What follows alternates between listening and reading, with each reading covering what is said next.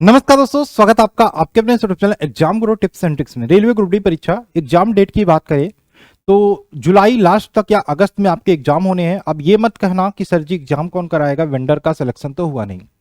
Railway की तरफ से पूरी तरीके से आश्वस्त रहिए, कोई वेंडर नहीं मिलेगा। तो रेलवे का बना बनाया वेंडर है रेलवे के पास टीसीएस, जो कभी भी तैयार है कि भैया कभी भी हम एग्जाम करा सकते हैं, हमें एग्जाम कराने में कोई दिक्कत नहीं है। भैया ये क्वेश्चंस कैसे बनाएगा, इसके बाद क्वेश्चन कहाँ से आएंगे, भाई क्वेश्चंस का भंडार इसके पास पड़ा पड़ा है। रेलवे एक ऐसा एग्जाम है जिसमें कई शिफ्टों में एग्जाम कराए जाते हैं। पहले भी रेलवे का ग्रुप डी का एग्जाम करा चुका है, एनटीपीसी का एग्जाम करा चुका है, यानी कि साइंस के क्वेश्चन इसके पास बहुत सारे पहले से बने होंगे, तो इसको कराने में उतना झंझट नहीं होगा।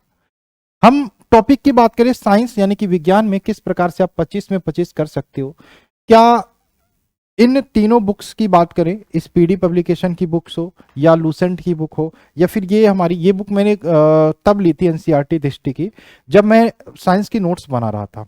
आपके जो नोट्स मैं प्रोवाइड करता हूं जिसका लिंक डिस्क्रिप्शन में है, तब मैंने ये बुक ली थी और भी यूथ की किताब है, तो उन सारों से मैंने उसको नोट्स को बनाया था, तो वो मैंने बनाई थी तब ये बुक ली थी। अच्छी बुक है, लेकिन इससे आपका रेलवे एग्जाम निकलेगा तो मैं कहूँगा नहीं, ये बहुत पतली बुक है। ठीक, चलिए हम बात करें कि 25 में 25 कैसे लाया जा सकता है, प्रश्न कहां से आएंगे, इसके बारे में बात करें। लेकिन उससे पहले अगर जो अपने चैनल को सब्सक्राइब नहीं किया सब्सक्राइब कर लो। अगर जो चाहते हो आप किसी तरीके से मैं रीजनिंग एंड मैथ की भी वीडियो बनाऊं तो मुझे कमेंट करके जरूर बताना। ठीक, बाद में आपके अंदर ये मलाल नहीं होना चाहिए कि भैया काश उस समय मैंने पढ़ लिया होता तो मेरा सिलेक्शन हो जाता। अब पछताए हो तो क्या जब चिड़िया चुग गई खेत। आपके पास बहुत अच्छा मौका है, आपके पास बहुत अच्छी अपॉर्चुनिटी है।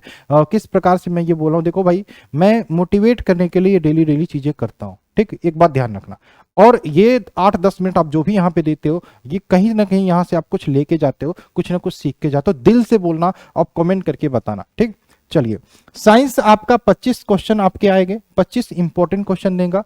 ठीक, इसके अलावा आपके 30 क्वेश्चन रीजनिंग से आएंगे, 25 क्वेश्चन मैथ से आएंगे, 20 क्वेश्चन आपके जीके एंड करंट अफेयर्स से आएंगे। जीके एंड करंट अफेयर्स वाले पोर्शन में बात करें, आपको याद रखना करंट अफेयर्स से 8 से 9 क्वेश्चन बन सकते हैं, बाकी आपकी स्टैटिक जीके पोर्शन से क्वेश्चन बनेंगे। स्टैटिक जीके कहां से पढ़ना है, अगर जो आपको नहीं मिल रहा कुछ तो हमारी पीडीएफ है 53 टॉपिक का, नीचे लिंक डिस्क्रिप्शन में, उसको लेके पढ़ सकते हैं। ठीक, इसके अलावा रीजनिंग पे ज्यादा ध्यान दीजिए क्योंकि 30 क्वेश्चन रीजनिंग में आते हैं। रीजनिंग और साइंस अगर जो अच्छे से पढ़ लिया, सोचो रीजनिंग में 25-26 मार दिया, 25-26 मार दिया और साइंस में 20 मार दिया, तो आपके 45 यहीं पे हो जाते हैं। वहीं 20 मैथ मार के आप कितना हो सकता है 45, और ये 65 यहीं पे हो जाते हैं। यानी कि 10 क्वेश्चन भी अगर जो आप जीके में अटेम्प्ट कर जाते हो तो आपके 75 हो जाते हैं, और 75 में आपका जो परसेंटाइल बेस पे स्कोर आएगा वो 85-90 के आसपास आएगा। 85-90 पे आपका आएगा परसेंटाइल बेस पे, और वहां से आपको सिलेक्शन से कोई नहीं रोक सकता। 2018 के हिसाब से कंपैरिजन मैंने कई बार किया, बताया कि आपके पास बहुत अच्छा मौका है। कट ऑफ अगली बार से कम जाएगा, ये तो 100% संभावना है, और ये भी मैंने बताया कि 50% बच्चे एग्जाम इस बार ड्रॉप कर देंगे, आपको पता भी नहीं चलेगा। और आप अगर जो अभी भी पढ़ाई कर रहे हो ना, तो आपको सिलेक्शन से कोई नहीं रोक सकता। एक बात और याद रखना, इस चक्कर में कभी मत रहना कि भैया अगली बार हम रेलवे का एग्जाम देके निकाल लेंगे, चलो इस बार तैयारी नहीं कर पा रहे अगली बार, तो इस चक्कर में भी मत रहना। अभी भी समय, अभी पढ़ना शुरू कर दो। अगली बार आपको सीईटी देना पड़ेगा, हो सकता है अगली बार आपको 2 एग्जाम देना पड़े, तब आप रेलवे ग्रुप डी की नौकरी लो या रेलवे एनटीपीसी की नौकरी लो। ठीक, तो इसके लिए भी तैयार रहना। मैंने फिर से बोला भाई कि अब पछताए हो तो क्या जब चिड़िया चुग गई खेत, इसके बारे में आपको कभी नहीं बोलना। चलिए, हमने बोला अभी तक आपने लूसेंट साइंस से पढ़ लिया होगा, आपने स्पीडी पढ़ ली होगी, आपने ये पढ़ ली होगी, इसके अलावा यूथ की आपने पढ़ ली होगी, ये सारी पढ़ ली होगी। क्या इनसे आपके 25 में 25 आ जाएंगे? नहीं। रेलवे जब भी पेपर बनाता है, रेलवे ही नहीं हालांकि कोई भी जब पेपर बनाता है तो ये डिसाइड करता है कि 25 क्वेश्चन हमको देने हैं, तो 25 में आपके 15 क्वेश्चन क्या रहेंगे, सिंपल रहेंगे। 5 क्वेश्चन हम मॉडरेट लेवल के डाल देंगे और 5 क्वेश्चन हम हार्ड डाल देंगे। ठीक, क्वेश्चन जब हार्ड कहां से बनना शुरू होता है, नया क्वेश्चन जब बनता है तो सबसे पहले बड़े एग्जामों में आता है, मान लेते हैं एसएससी एग्जाम में आता है, वो क्वेश्चन 2 बार 4 बार एसएससी में पूछा गया तो क्वेश्चन पुराना हो जाता है, तो वो क्वेश्चन आ जाता है छोटे एग्जामों में पूछना शुरू कर देता है। यानी कि आपको करना क्या है, आपने सब कुछ पढ़ लिया है, तो आप अभी एक काम करो कि आप प्रीवियस ईयर क्वेश्चन लगाना शुरू कर दो, रेलवे के प्रीवियस ईयर क्वेश्चन लगाना शुरू कर दो। पहला काम प्रीवियस ईयर क्वेश्चन लगाना शुरू कर दो। दूसरा काम, आप मार्केट में जाओ, एसएससी के प्रीवियस ईयर्स क्वेश्चन की कोई बुक लेके आओ जिसमें एमसीक्यू टाइप में पिछले 5 साल के प्रश्न दिए गए हों, पिछले 5 साल या 10 साल के प्रश्न दिए गए हों साइंस के स्पेशली।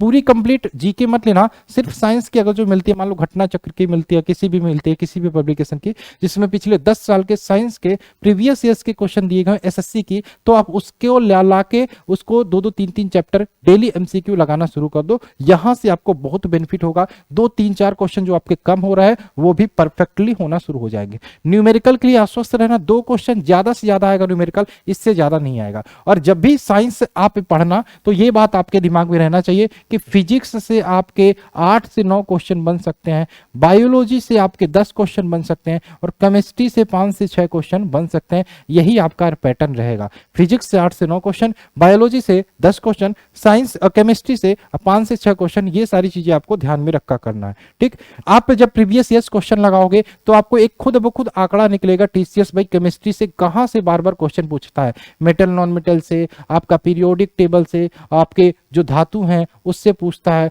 केमिकल रिएक्शन उससे पूछता है, कहां से बार बार प्रश्न पूछता है। तो ये भी आपके दिमाग में घर करेगा। आपको उस टॉपिक को अच्छे से पढ़ना है, फिजिक्स के उस टॉपिक को अच्छे से पढ़ना है, केमिस्ट्री बायोलॉजी के उस टॉपिक को अच्छे से पढ़ना है। बाकी आप प्रीवियस ईयर्स क्वेश्चन, अभी भी मैं बोल रहा हूं फिर से कि प्रीवियस ईयर्स क्वेश्चन लगाना शुरू कर दो, साथ में एसएससी के प्रीवियस ईयर्स क्वेश्चन लगाना शुरू कर दो। आप जो 18, 16, 17, 12 कर रहे थे ना, आसानी से आपका 20+ स्कोर करना शुरू कर दोगे। ठीक, और अगर जो साइंस आप पढ़ चुके हैं तो हमारा पीडीएफ है, मैं पीडीएफ आज दिखाऊंगा, साइंस का पीडीएफ मैं ओपन करके कैसा हमारा पीडीएफ है, किस प्रकार का पीडीएफ है। ठीक, ये देखिए, ये साइंस का हमारा कंप्लीट पीडीएफ है। 5000 क्वेश्चन मिल जाएंगे, पिछले 20 वर्षों के पूछे गए प्रश्नों का संकलन है।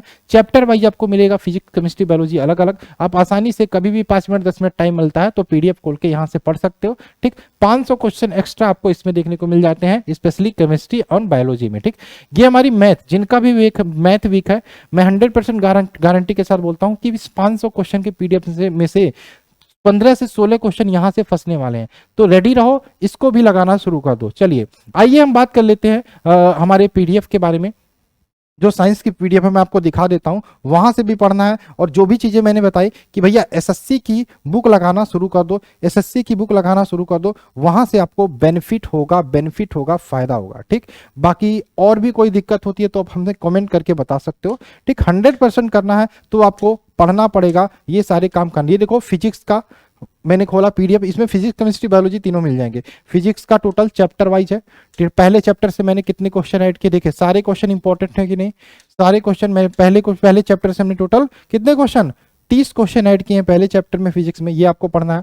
दूसरा चैप्टर हमने विमीय सूत्र दे दिया है, इसमें मैंने टोटल कितने विमीय सूत्र, 15 है, जो बार बार रिपीट होते हैं। आना होगा बीमा सूत्र तो यहीं से आएगा, नहीं तो आपका बाहर से नहीं आएगा। गति मोशन वाला चैप्टर देखिए, सदिश अदिश राशियां। ठीक, ये आपके टोटल कितने चैप्टर है, ये देखो इस प्रकार से मैंने बनाया है चैप्टर वाइज कि आसानी से आप जब भी आपके पास 10 मिनट 5 मिनट टाइम हो, आप ट्रेवल कर रहे हो, कहीं पे कुछ भी कर रहे हो, आप इसको पढ़ सकते हो आसानी से। इसका लिंक मैं आपको वीडियो के नीचे डिस्क्रिप्शन में दे दूंगा।